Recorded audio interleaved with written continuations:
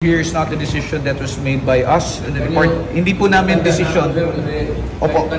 Can you come here? Yes, sir. Yes, sir. Papel lang ito eh.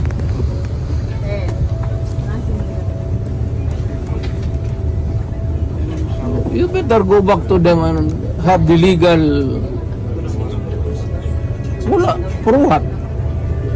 I am a citizen of this country, a former president, and you show me a piece of paper and you're asking me to go with you?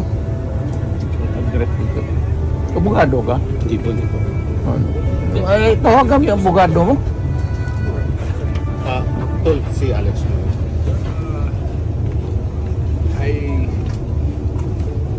Kasi kanina wala pang warrant there. Kasi, sir, he used to be, also, Our upper class. class club. Vision Commander, 60 million. PC dan Ko, I'm sorry to be talking loudly, but you know, this is a serious matter. They just transmitted to me, sir, a copy of the... Kanina, sir, nire-request ko na magpagbigyan lang kayo na makauwi sa bahay, makakuha ng mga gamit. Kasi wala pang warrant of arrest until we get a copy of the warrant of arrest. Kasi yun man yung requirement.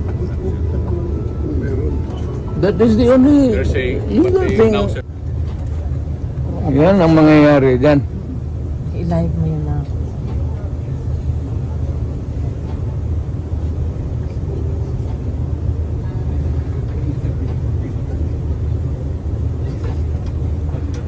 Bong, meron akong number, Bong. Meron akong cellphone na pwede lang matawagan niya si Atty. Torion.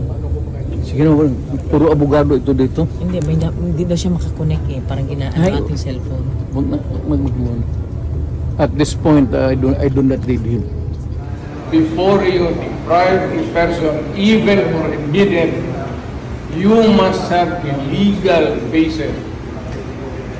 So, show to me now the legal basis for my being here. As apparently, I was brought here not of my own volition.